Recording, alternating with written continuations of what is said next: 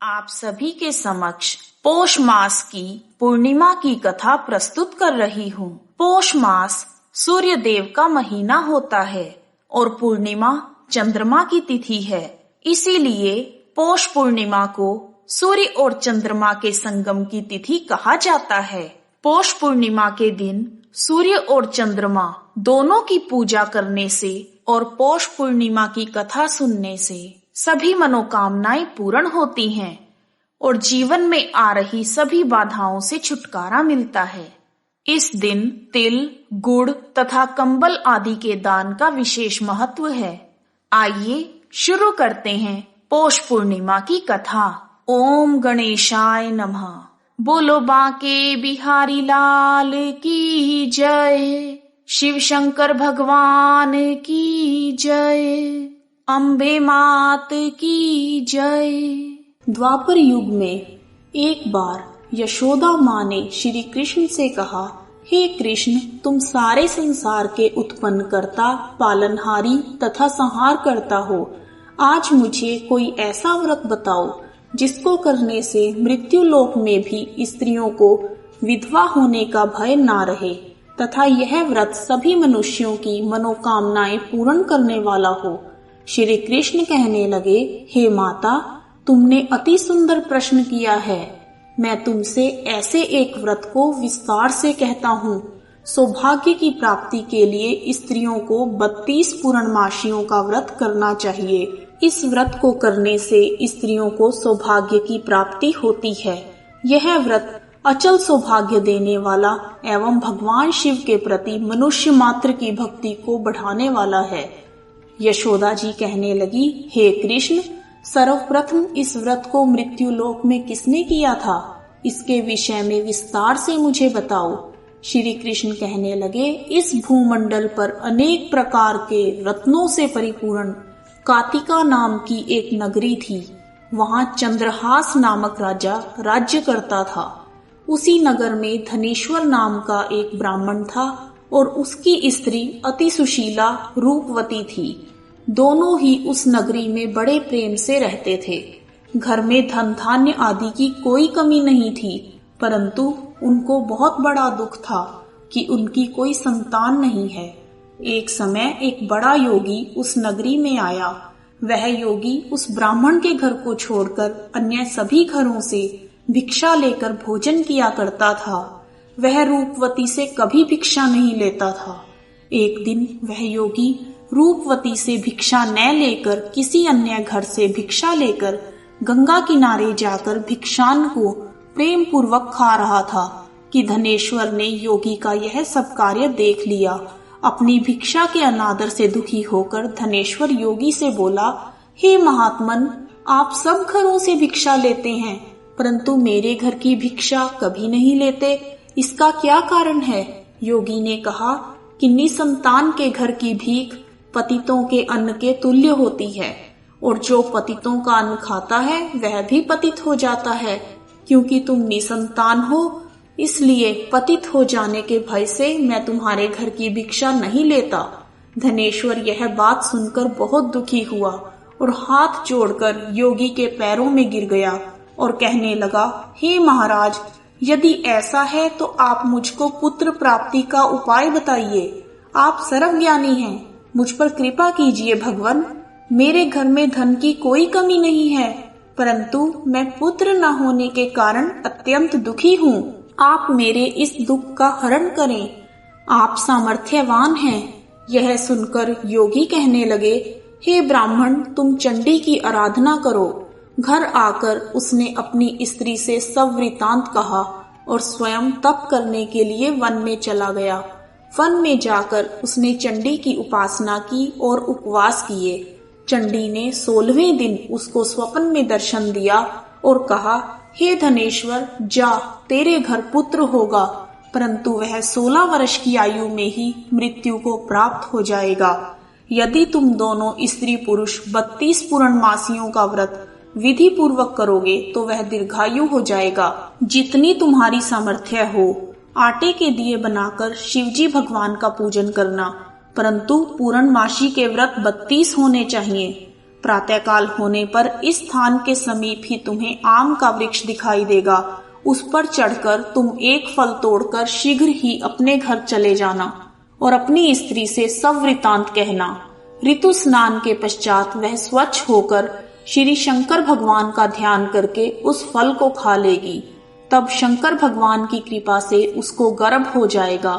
जब वह ब्राह्मण प्रातःकाल उठा तो उसने एक स्थान के पास ही आम का वृक्ष देखा जिस पर एक अत्यंत सुंदर आम का फल लगा हुआ था। उस ब्राह्मण ने उस आम के वृक्ष पर चढ़कर फल को तोड़ने का प्रयत्न किया, परंतु वृक्ष पर कई बार प्रयत्न करने पर भी वह चढ़ नहीं पाया।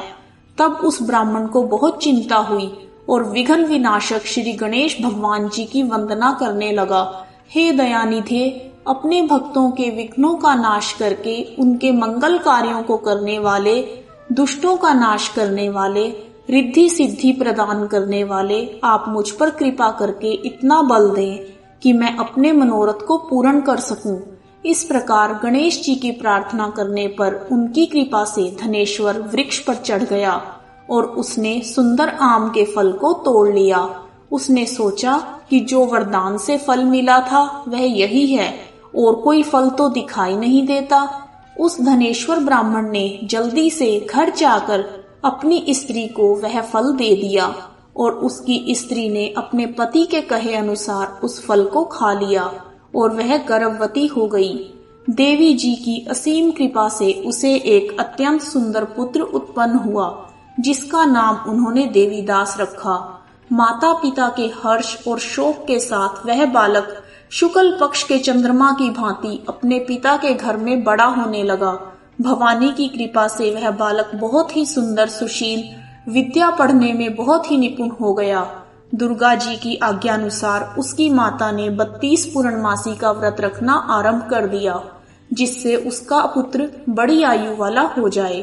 16वां वर्ष लगते ही देवीदास के माता पिता को बड़ी चिंता हो गई कि कहीं उनके पुत्र की इस वर्ष मृत्यु न हो जाए।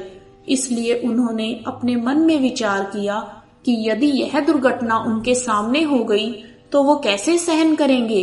इसलिए उन्होंने देवीदास के मामा को बुलाया और कहा कि हमारी एक बहुत बड़ी इच्छा है कि देवीदास 1 वर्ष तक काशी में जाकर विद्या अध्ययन करे और उसको अकेला भी नहीं छोड़ना चाहिए। इसलिए साथ में तुम चले जाओ और 1 वर्ष के पश्चात इसको वापस ले आना। सब प्रबंध करके उसके माता पिता ने काशी जाने के लिए देवीदास को एक घोड़े पर बैठाकर उसके मामा के साथ भेज दिया, परंतु यह बात उसके मामा या किसी और से नहीं बताई। धनेश्वर और उसकी पत्नी ने अपने पुत्र की मंगल कामना तथा दीर्घायु के लिए भगवती दुर्गा की आराधना और पूर्णमासियों का व्रत करना आरंभ कर दिया। इस प्रकार बराबर 32 पूर्णमासी के व्रत को उन्होंने पूरा किया। कुछ समय पश्चात एक दिन वह दोनों मामा और भांजा मार्ग में रात बिताने के लिए किसी गांव में ठहरे हुए थे। उस दिन उस गांव में एक ब्राह्मण की अत्यंत सुंदर, सुशीला, विदुषी और गुणवती कन्या का विवाह होने वाला था। जिस धर्मशाला के अंदर वर और उसकी बारात ठहरी हुई थी उसी धर्मशाला में देवीदास और उसके मामा भी ठहरे हुए थे। संयोगवश कन्या को तेल आदि चढ़ाकर मंडप आदि का कार्य किया गया तो लगन के समय वर को धनुर्वात हो गया। इसलिए वर के पिता ने अपने कुटुंबियों से परामर्श करके निश्चय किया कि यह देवीदास मेरे पुत्र जैसा ही सुंदर है, मैं इसके साथ ही लगन करवा दूं और बाद में विवाह के अन्य कार्य मेरे लड़के के साथ हो जाएंगे।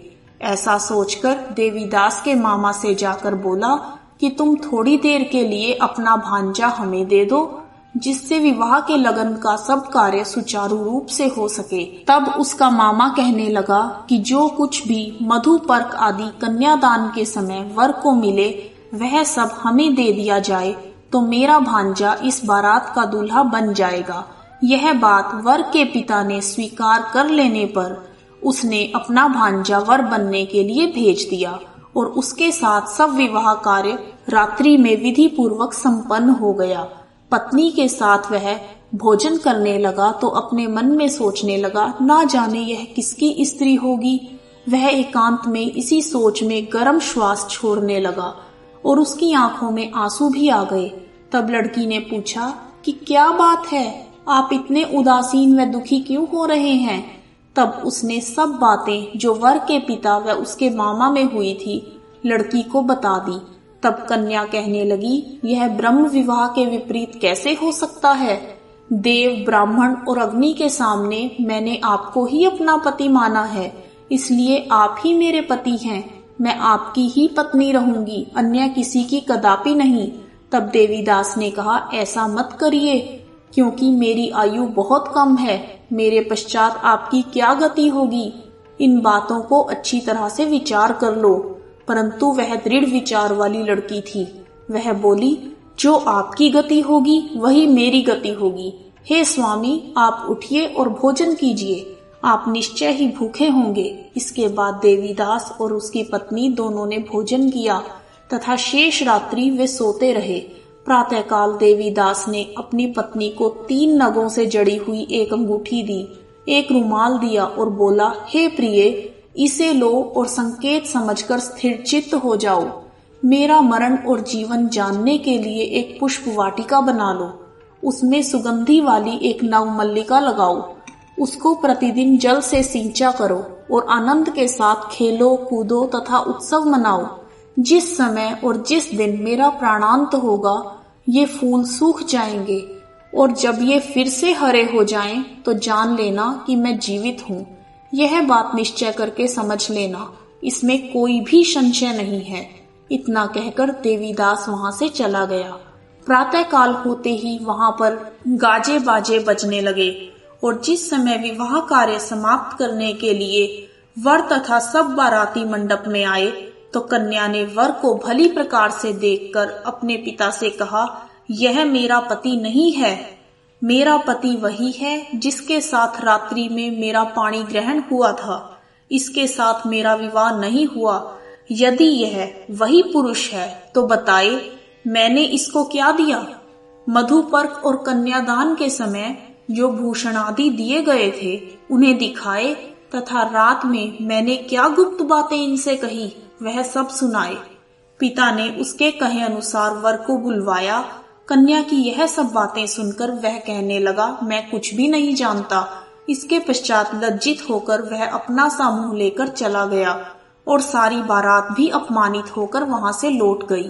भगवान श्री कृष्ण बोले, हे माता, इस प्रकार देवीदास काशी विद्याध्ययन के लिए चला गया। जब कुछ समय बीत गया तो काल से प्रेरित होकर एक सर्प रात्रि के समय उसको डसने के लिए वहां पर आया। उस विषधर के प्रभाव से उसके शयन का स्थान चारों ओर से विष की ज्वाला से विषैला हो गया, परंतु व्रत के प्रभाव से उसको काट नहीं पाया, क्योंकि पहले ही उसकी माता ने 32 पूर्णमासी का व्रत कर रखा था। इसके बाद मध्याह्न के समय स्वयं काल वहां पर आया और उसके शरीर से प्राणों को निकालने का प्रयत्न करने लगा, जिससे वह मूर्छित होकर पृथ्वी पर गिर गया।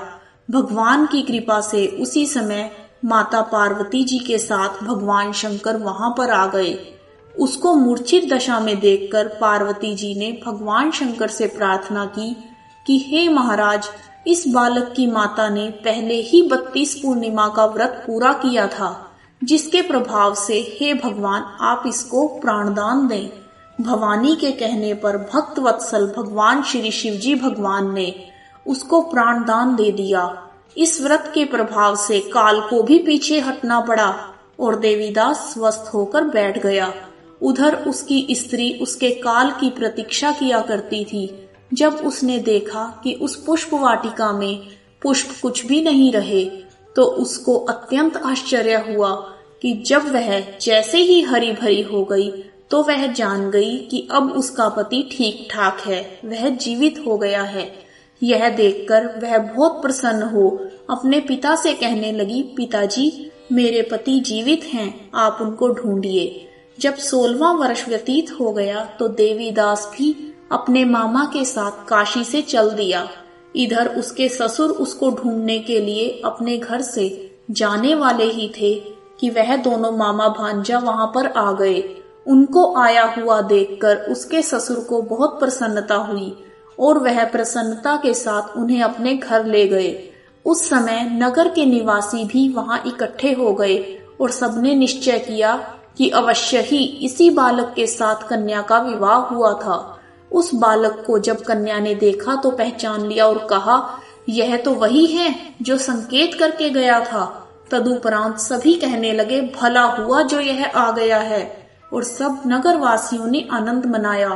कुछ दिन बाद देवीदास ने अपनी पत्नी और मामा के साथ अपने ससुर के घर से बहुत से उपहार लेकर अपने घर के लिए प्रस्थान किया।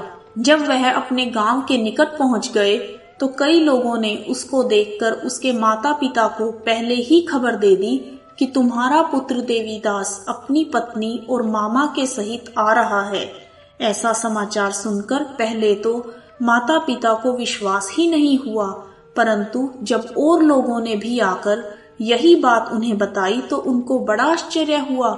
लेकिन थोड़ी देर में देवीदास ने आकर अपने माता पिता के चरणों में अपना सिर रखकर प्रणाम किया और उसकी पत्नी ने अपने सास ससुर के चरणों को स्पर्श किया तो माता पिता ने अपने पुत्र और पुत्र वधू को अपने हृदय से लगा लिया और दोनों की आंखों में प्रेमाश्रु बह चले।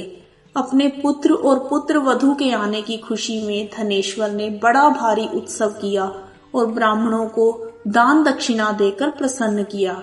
श्री कृष्ण भगवान कहने लगे, इस प्रकार धनेश्वर 32 पूर्णमासियों के व्रत के प्रभाव से पुत्रवान हो गया। जो भी स्त्रियां 32 पूर्णमासी के इस पावन व्रत को करती हैं, वे जन्म जन्मांतर में वैधव्य का दुख नहीं भोगती और सदैव सौभाग्यवती रहती हैं। इस प्रकार पौष पूर्णिमा की कथा पूर्ण हुई।